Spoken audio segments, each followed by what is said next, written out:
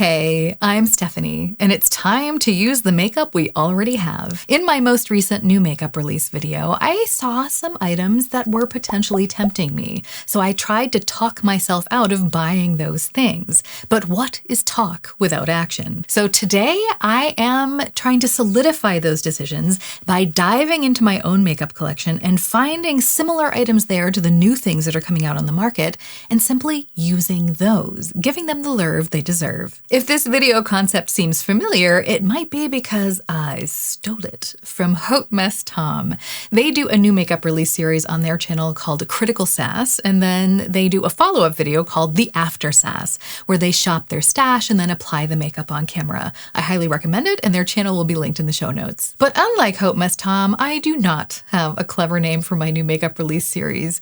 Yet, anyway. So if you have any suggestions for a snappy title, please feel free to let me know in the comments. Now we're going to go back in time to meet barefaced Stephanie so that you can watch how she goes from this to this, all using products she already has. See you on the other side. My face is bare, so let's get it dressed. I'm going to start off by priming. I've got my Bobbi Brown Vitamin Enriched Face Base and Eye Base. I've got my ESUM Shoo Shoo Lip Softening Balm, and because my nose is a diva, I have a primer just for my nose, my Sicily Blur Expert Balm in the shade 0. One of the things that really tickled my makeup monster in that last video was the potential that Estee Lauder would be releasing a Double Wear Second Skin Blur Cushion in milky green. The question was, is it a blurring color corrector, or is it just the normal cushion foundation in a milky green package? I am sad to say I've been looking online and it looks like it's just a foundation. Although I guess that should actually make me happy because it means that I won't be tempted to buy it. The product that I pulled from my own collection to use today was this green color corrector from Exa Beauty. And if you saw my Black Friday video, you already know that that was one of the very few things that I bought during all of the crazy sales. By the way, I was so proud that I acted like a normal person who isn't stalked by a makeup monster during all of the Black Friday sales this year. But right after I recorded that slow shopping video, I went to wash my face and I realized I was almost completely out of my cleanser. I tend to buy the jumbo packages of stuff like that, and I hadn't lifted it up for a while, so I didn't realize how empty it was. And I basically had nothing left. So I ended up making another Black Friday purchase, but this time it was to try out the Rosacea Association approved cleanser from Prequel. And I think that purchase is still very much in line with my Adagio Beauty or slow shopping approach, but I thought I would let you know just to keep you updated. But back to the task at hand, color correcting. I have to admit I am a little bit intimidated to be doing this on camera, at least in this lighting situation, because this is only the second time I've ever applied makeup on camera like this. The lighting isn't super professional or anything. It's literally just two dinky USB lights, but I feel like it lights my face evenly and it reduces the texture that you can see. Whereas when I do my makeup at my vanity, the lighting is not very good, especially for cameras. But I do feel like it's really good for doing my makeup because it really brings all my texture and rosacea to life so it can live in all its glory. And that makes it a little bit easier to do my makeup because I can see exactly where all the little bumps and discolorations are. So it makes it easier for me to cover them up. So you'll have to let me know in the future if you would like me to do any of that stuff like makeup application at my vanity, and I can do more like voiceover stuff. But today I thought I would try it like this just to make it a little bit more conversational, like a get ready with me type of video, just to see how it would go. But let me know what you think in the comments. Basically what I'm doing now is I just put some of the Exa color corrector on my little palette here, and I'm going in with this stippling brush from Zoeva. It's the Petite Stippling Brush. And this is like the perfect size for my tiny face. But I'm going over these bigger spots of redness just with this and just kind of really pushing it into the skin. And then I'll go and I'll maybe color correct some of the little bumps and things that I have. I don't know, maybe I'll just go over it with this to maybe get rid of some of those redness spots. Because today we are just going to use a skin tint. And I think color correcting really helps when it comes to that sort of thing. making a nice even base for the skin tint to go over. My bumps are still showing here, so I'm gonna get this little blemish right here. This one's been driving me nuts. It's one of those really painful ones. One of the things I thought I left behind in high school, but yay, the glory of perimenopause. It's like all the worst parts of high school are coming back to haunt me now.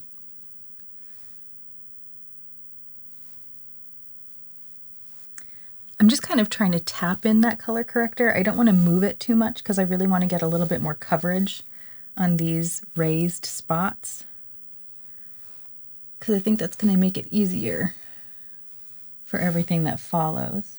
Now that I've corrected the redness on my face, I feel like the under eye circles are even more apparent than ever. So let's correct those. When Salt New York sent me their mood lighting blush, they were also kind enough to send me their Sneaky Balm and their Best Case Concealer. And their concealer formula also comes in a corrector. So I'm testing that out. And I have to say, I'm really liking it. I did a video a while back that was all about under eye correctors because I have pretty dark circles and hollows under my eyes, so color correcting is a big deal for me. And when I did that, the winner was the Charlotte Tilbury color corrector in the shade 2 medium for my skin tone and my discoloration. And I was surprised because it beat out my long-time, years-long favorite, the Tarte CC Colored Clay corrector. And this one from Salt New York, I feel like sits right in between those two top slots. So the Charlotte Tilbury is still #1 to me, but I do feel like I like the Salt color corrector more than the one from Tarte. And you know what I think I'm going to do here? I think I'm going to do half of my face right now, and then I'm going to take a shot with my other camera, right just with me sitting at my vanity under those vanity lights, to try to give you a better idea of how the texture and stuff looks, just because I want to try to give you an accurate look at exactly how these products work and how they sit on the skin, especially when it comes to complexion products. I feel like it's really important to be able to see details like texture. So it won't look as smooth as it does here, but I think that'll actually be a good thing because then you can really see exactly what it's doing. But I really like this one because it's lighter weight than the Tarte one. I feel like the consistency is similar. It's just a lighter weight, which I like. And the color, the peach color that Salt New York sent me is also, I think, a better match for me. It brightens just a teeny tiny bit, but it still looks natural and it does the color correcting that I need. But it sits on the skin very lightly, and I like that. For my next product, in the new release video, I talked about how NYX had just released their Buttermelt skin tint and how so many people seem to be liking it on social media, and I was like, oh, that would be so fun to try. But Salt New York sent me their Sneaky Balm skin tint for Christmas in the form of PR. And so that's what I'm going to use today instead, because that's what I have. I don't need to go out and buy something new. And I am going to use it in the shade 11. They sent me in the shades 10 and 11, and I think 10 is going to be good for me in the summer, but 11 is going to be better for me in the winter. I'll also show you some swatches of these, because when they asked me what shade or shades I would like, I honestly had a really hard time deciding, but I looked at so many people's videos, and it was just really hard for me to find what my match might be, and I ended up just taking a stab in the dark. And just for context, I have a light neutral skin tone that leans ever so slightly golden and ever so slightly green. I'm not totally golden, I'm not olive, but I don't know, I'm somewhere in between, kind of like a pale, not yet ripe golden grape. It's a horrible description. I'm just going to give you the swatch and I will leave some of the foundation shades that I use in the description so you have a better reference. So now I have to remember I'm only doing this half of my face first. I'm going to put some of the concealer on. Right now I just put some onto my palette once again, and I'm just kind of really pressing it into my brush. This is the Bobbi Brown Full Coverage Touch-Up Brush. And this is kind of nice for concealing because it's so soft. It's a lot softer than for example, the BK Beauty Angie Hot and Flashy Concealer Brush. I really like the shape of that one, but it's a little bit big for me, and it does feel a little bit scratchy to me. This one doesn't feel scratchy at all, which I really like. I'm focusing most of the application on the inner corner here because that's where most of my darkness is. And then I'm just kind of taking the rest of it and blending it out. But I'm focusing it here really on the inside because that's where I need the most. And I'll take it down the sides of the nose as well. And then around here.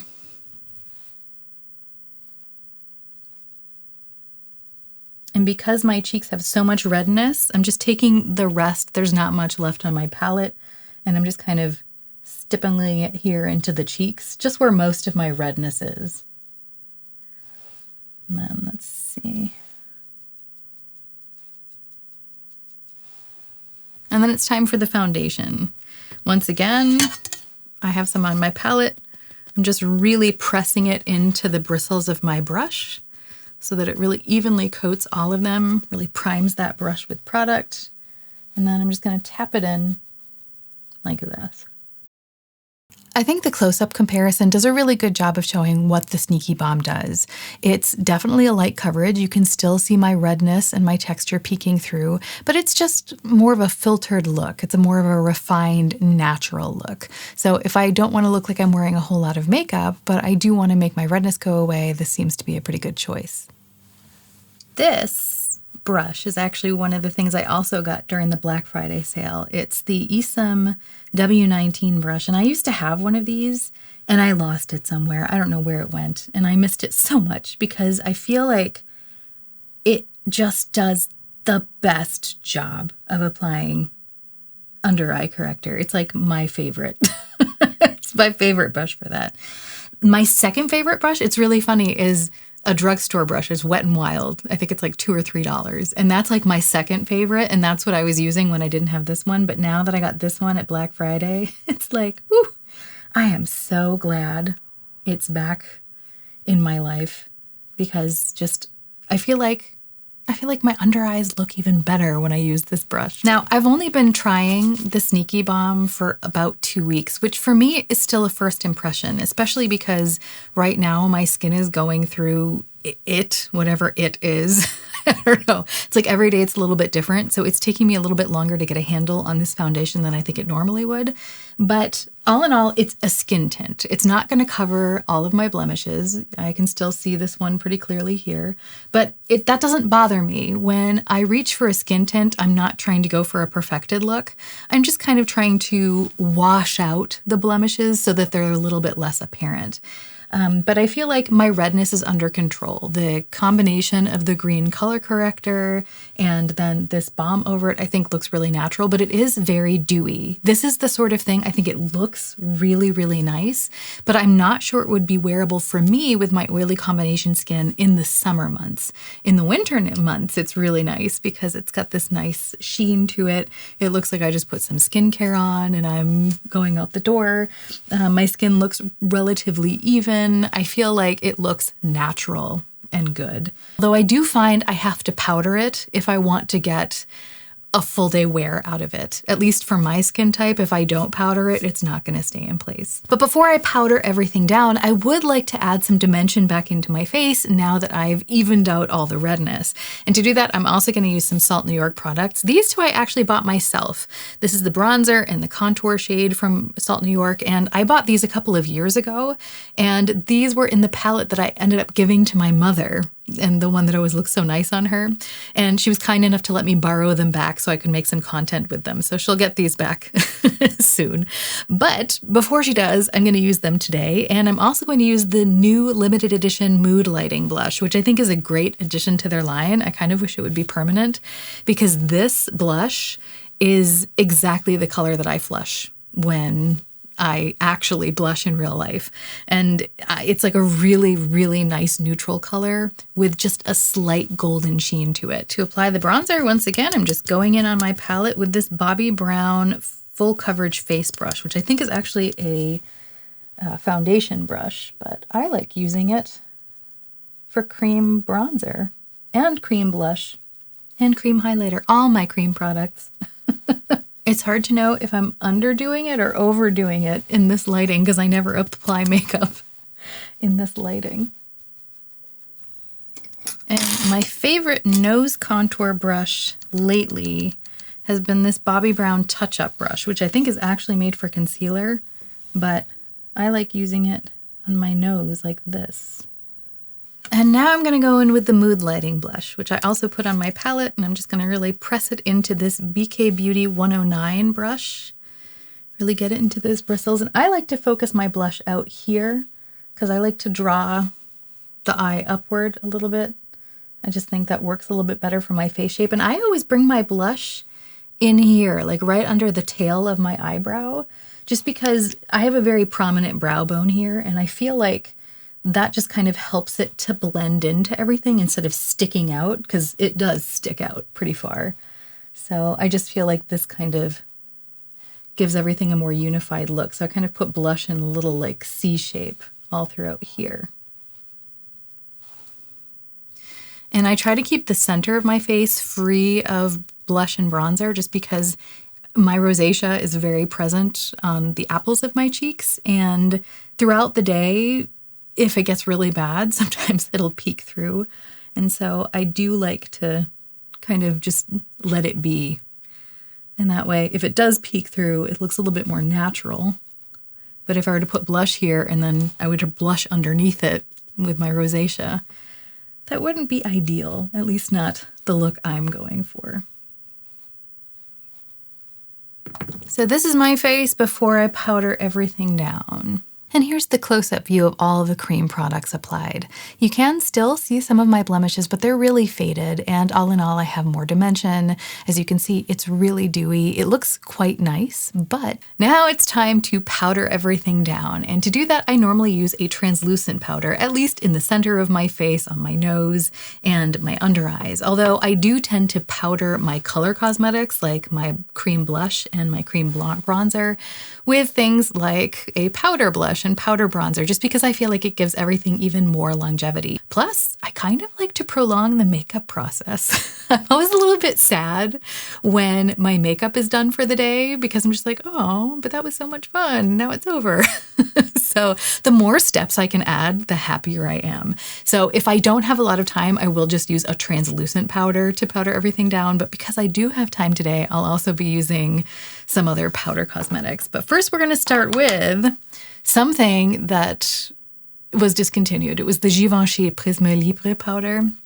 And in my new makeup video, we talked about how there might be a replacement coming for it in March. YSL is coming out with their All Hours loose powder. And I know I am not the only one hoping that it might actually be a great replacement for this, which was reformulated into something horrible. But I still have the old original version here. This is my original beautiful Prisme Libre powder, and I am going to enjoy every last use I can get out of it.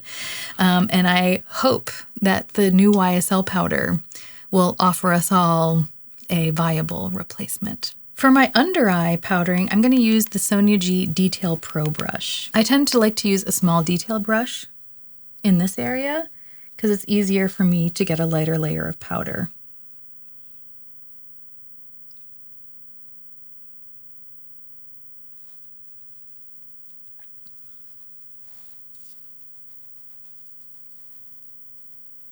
But I will go in with a larger brush to just kind of dust the outskirts of my face, even where I am putting on a powder blush and powder bronzer, because I do find that it helps it to blend a little bit better. So to do that, I'm using an EcoTools sheer powder brush. And I like this one because it's light and fluffy, so it doesn't add too much powder. To set my blush, today I'm going to use Clinique's Cheek Pop in the shade Nude Pop, and I would show it to you, but it was almost empty. I only had a little bit of product around the side, so I basically just scraped out the product and pressed it into the center of the pan. Because this is a baked product, I had asked around, and a lot of you had said that using alcohol as like a pressing agent or using any kind of binder wouldn't do the formula any good. So basically, I just kind of pressed it in there. I can't travel with this anymore, which makes me really sad because it's pretty much the only really nude blush that I had. So if you have a good suggestion for a nude powder blush, I'm in the middle of testing a bunch of cream blushes that are nude, but I need a powder blush that's nude. And it would be ideal if it were a little bit more brown, a little bit earthier than this shade, and also maybe one shade deeper than this, because this was a little bit light for me. Maybe put some right around the top of my forehead, right around the bottom of my chin, just to kind of bring everything together. Then we'll try some bronzer, and I'm going to try using another new brush. This I also got during the Black Friday sale. It's the ESUM P55 brush. I have been looking for the ideal bronzer brush. Everything that I have is either too big or it's the wrong consistency for me. This I think might be a little bit dense. It's always hard to tell online. I think it's a very nice brush. I'm just not sure if it's going to be exactly what I had hoped, because it is feeling a little bit more dense than I thought it would be. But I'm gonna give it a try today, and I'm gonna try to put most of the product up here where the bristles have a little bit more give, in the hopes that that might make it easier to distribute the product. So let's see. Yeah, it's a little bit too dense. I wish it were like the same size, just a little bit fluffier and more loosely packed. I think this would be better for maybe cream products. I think I'd really like it for that. So I don't think it's going to be a waste of money, but it's not doing exactly what I had hoped. So if you have a great suggestion for a small bronzer brush, that would be great, because I still haven't found the ideal solution yet. And I'm also going to put a little bit of this here in my crease and just throw that heavy brow bone back just a little bit into shadow. I have to say though, the end result is nice. It just takes a little bit more work, and I feel like I ended up applying a little bit more product than I would have liked because the brush is so dense. So it's not ideal, but it works very nicely. Like, it's not the brush's fault, it's mine. I just finished putting on some brows with my Undone Beauty Flawlush eyebrow pen, and now it's time for the eyes. In my new makeup video, we talked about how Tom Ford released the Rose Exposed palette, and it looks so beautiful. Some people had the nerve to call it boring, but duh, why do you think I like it? I have been watching several reviews of that palette because I have to admit it did catch my eye, and it turns out it looks like that palette is a lighter version of Tom Ford's Honeymoon palette, which I already have. And when you want to make a lighter look, then using a darker palette with a lighter hand usually does the trick, especially with very high quality shadows. So that's what I'm going to do today. I'm going to use my Honeymoon palette to create the look that I would have wanted to get out of Rose Exposed. So I'll take my Zoeva 228 Luxe Crease Brush, and I'm going to go into this shade here and just kind of put something in the crease. I totally forgot to prime my eyes. Let's do that now before I start on my lids. This part of my eyelid I don't have problems with. It's this lower, the mobile part of the lid I have problems with because I have deep set hooded eyes. And so it's very hard to keep product there. So what I'm going to do is I'm going to try to wipe any oil away. And then put some of my Urban Decay Priming Potion on there. All right, now we can continue with the look. So back into this palette. And the Rose Exposed palette is relatively light because it is a lighter version of this. So I want to make sure I don't take it too dark. So I'm going to stop it there, and I'm going to go in with the lightest shade of the Honeymoon palette. And I'm just going to put that all over the lids. And oh my goodness. It's like I know these palettes are good, but every time I break them out and put them on my eyes, the wet dry formula, it just, it's so nice. I'm so glad that I'm not going to buy a new palette. I can just get use out of this one. And that's it, a 2-shadow look. I mean, I don't have any lashes on yet, but I think I want to put some liner on. Do I have a brush? I'll be right back. This is ESUM's V09 brush, which has become my favorite liner brush. And this one was sent to me by ESUM. I'm just going to go into the darkest shade, this purple one here, and I'm just going to use that as a liner. I'm not sure I would be able to do this with the Rose Exposed palette, though. I'm not sure if it would be dark enough. So in a way, I'm kind of happy. I mean, obviously, I could use just an eyeliner to do this. But I think it's great that I don't have to, because I just have everything in one palette. So now it's time for some mascara. I've been using this Bobbi Brown Smoky Eye Mascara sample that was decluttered to me. And it's it makes my lashes look nice, but it smudges on me. So once this is done, I won't be buying this one. I feel like it, defines my lashes really nicely. Like, I think it looks really nice, but what's going to happen is throughout the day as I wear it, I'm going to see remnants of it up here on my kind of hooded part of my eye. And so this one, unfortunately, isn't for me. Now it's time for the lips. I just wiped off the Edam Le Chouchou Balm. I use this solely as a prep step because this product, as lovely as it is, it has lactic acid in it. I have very sensitive lips, and if I wear this for too long, then it can over-exfoliate my lips. But I find if I just wear it as a prep step, it's very comfortable and it is fun to wear. I wish that my lips weren't so sensitive because this is a really good balm, but just not for me, not for daily wear anyway. Today, we're going to be wearing fancy lipstick because in my new makeup video, I had talked about how Estee Lauder has a new release coming out with La Durée. They collaborated with them and they made this beautifully embossed lipstick. And I chose not to buy that because I already have a beautifully embossed lipstick in this one from ZC Cosmetics. And this one has a dragon on it named Fufu. Estee Lauder doesn't have that. So I'm going to put this on today. And one of the things I mentioned in that video is that sometimes I feel like I don't use this lipstick because the embossing is so pretty and I don't want to ruin it. And that is silly. So I'm going to put it on my lips and enjoy every minute of it. I suppose I could put on a lip liner with this, but I don't necessarily feel the need to. I feel like the look is cohesive without it. So I won't do that today. All in all, I'm pretty happy with this, and I feel like this is exactly the look I would have created if I went out and bought the new makeup that I was coveting on the market. And this is just proof that I don't need to because I can do those looks with things that I already have. If you enjoy enthusiastic beauty and style content with a smidge of conscious consumerism, I have another video for you right here. Please like, comment, subscribe, all that jazz. But even if you don't, I hope you have a great week and we can all remember that even stumbling can be a form of moving forward. So let's stumble in style.